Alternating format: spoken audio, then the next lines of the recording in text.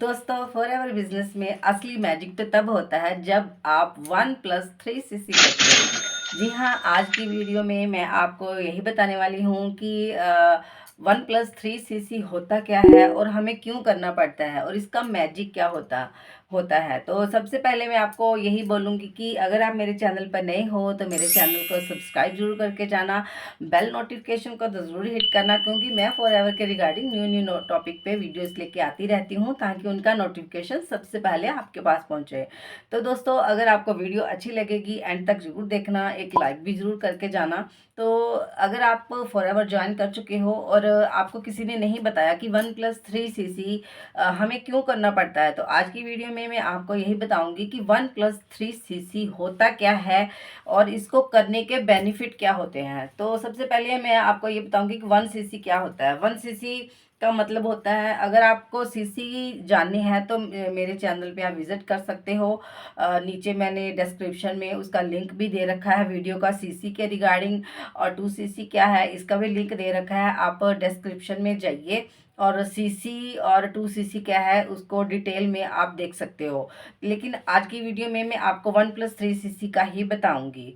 तो दोस्तों, 1cc का मतलब होता है कि अगर आप फॉरएवर के 1cc के प्रोडक्ट परचेज करते हो ना, तो वो आपका 1cc काउंट होता है। मतलब आपने कंपनी को 1cc का बिजनेस करके दिया।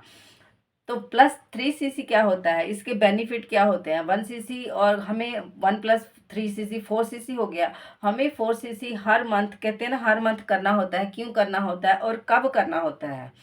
तो दोस्तों, अगर आप अभी प्रेफर्ड कस्टमर पे हो या फिर आप असिस्टेंट सुपरवाइजर के लेवल पर हो, आपका अभी कोई लेवल अचीव नहीं हुआ है और आपकी अभी टीम भी नहीं बनी है, तो आपके लिए मैंडेटरी नहीं है कि आप 1+3cc करो। क्योंकि अगर आपकी टीम बन रही है और आपकी टीम भी अच्छा काम कर रही है, या फिर आप एक अच्छे लेवल पे चले गए हो, आपका लेवल अप हो गया है, आप सुपरवाइजर बन गए हो, उसके बाद आपको जब आप सुपरवाइजर बन रहे होंगे तब भी आपको 1+3cc करना मैंडेटरी ही होगा। अगर आपकी अभी टीम नहीं बनी है, आप अकेले हो या फिर प्रेफर्ड कस्टमर पे हो, असिस्टेंट सुपरवाइजर पे हो, आप अकेले ही वर्क कर रहे हो, तो आपको 1+3cc करना मैंडेटरी नहीं है, 4cc करना मैंडेटरी आपको नहीं है। लेकिन अगर आप असिस्टेंट सुपरवाइजर पर हो या फिर प्रेफर्ड कस्टमर पर हो और आप की टीम बन गई है, टीम बन रही है और आपकी टीम भी अच्छा काम कर रही है, तो आपको 4cc करना एक ज़रूरी हो जाता है। और अगर आप सुपरवाइजर पे शिफ्ट हो चुके हो, आपका लेवल अप हो चुका है, एक अच्छे लेवल पे चले गए हो या एएम बन गए हो या फिर आप मैनेजर बन गए हो, तो तब आप भी आपको 4cc करना, 4cc एक्टिव रहना ज़रूरी हो जाता है। तो अब मैं आपको बताऊंगी कि अ, हमें 1+3cc मतलब 4cc हमें क्यों एक्टिव करना पड़ता है, क्यों एक्टिव रहना पड़ता है। तो दोस्तों, मैं आपको बताऊंगी कि अगर आप 4cc एक्टिव रहते हो ना, तो उसके लिए आपकी जो पैसिव इनकम है ना वो जनरेट होती है। मतलब आपकी टीम काम कर रही है, आपकी टीम काम कर रही है, अच्छा काम कर रही है, अगर आपको उसका भी कमीशन चाहिए, उसका भी आपको बेनिफिट चाहिए, तो आपको 4cc एक्टिव रहना पड़ेगा। अगर उस जिस मंथ आपकी टीम एक्टिव है, वो काम कर रही है, अगर आपने उस मंथ आपने 4cc नहीं किया ना, तो वो आपका जो कमीशन है ना वो आपके अपलाइन पे शिफ्ट हो जाएगा। अगर लेकिन अगर उसने भी 4cc किया होगा तो, और अगर उसने भी 4cc नहीं किया होगा ना, तो वो जो कमीशन है ना वो उसके भी अपलाइन पे शिफ्ट हो जाएगा। तो इसलिए मैं आपको कहूँगी कि 4cc एक्टिव तब रहना ज़रूरी होता है अपनी टीम का कमीशन पाने के लिए, अपनी टीम का कमीशन,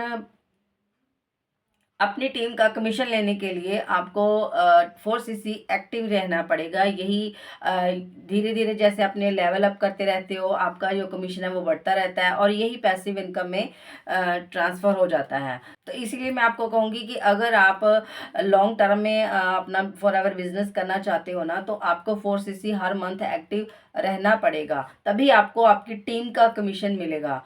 और अब मैं बात करती हूँ कि आपको 1+3cc करना कैसे होता है। अगर आप ये सोच रहे हो, अगर आपको किसी ने बता दिया है कि 4cc मतलब आपने 2 लोगों की ज्वाइनिंग करवा दी तो हो गया आपका 4cc, तो नहीं दोस्तों, ऐसा नहीं होता। 1+3cc, इस वीडियो में मैंने तभी आपने थंबनेल पे भी देखा होगा कि मैंने 1+3cc ही लिखा है, ना कि 4cc लिखा है।